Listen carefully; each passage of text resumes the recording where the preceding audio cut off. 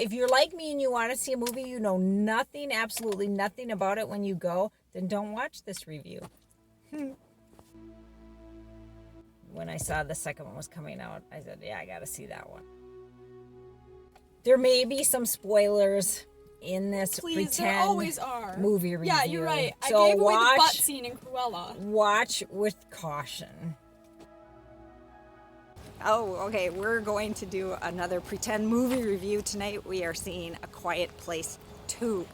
Last night, Erica and her brother watched the first one, so we'll see how the second one is. I saw the first one a long time ago. It's really bright out here after being in the theater. What'd you think of the movie? The movie where everyone's getting killed and because I was just like... We were saying when we were in the theater still that we thought it was better than the first one. If you've seen A Quiet Place, we thought the second one was better, right? Yes. Why? The first one, there was no anything that made you jump or anything. It was just very slow moving, quiet, and boring. In this one, they seemed more like they cared. Because the dad dies, they were like, oh, people can die. In the first one, their family and their interactions were kind of weird, and everybody's different, but it honestly seemed like they were didn't care at all what the rest of them were doing. They're like, oh, they're gonna die, no big deal. They didn't seem like they knew that they could die any minute, and if you're living like that, I feel like you would. The first one, the movie starts and you just are plunged into it. You don't know what's going on. There's no backstory to it. But this one, it has the backstory to it. What idiot decides to have a baby with monsters that kill over sound?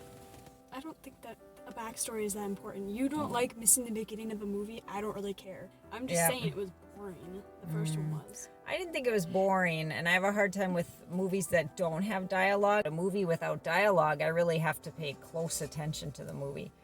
I think they should have just made it where it's one together or something, because I didn't So for those who haven't seen the first one, they should watch both of them, one right after the other. Oh, just watch the second one. I don't know, I didn't think the first one. The second one was kind of a standalone movie. I just thought, I don't like sitting in a movie where there's literally no noise because it's boring. I think that's why they had that low droning noise, the hum in the background.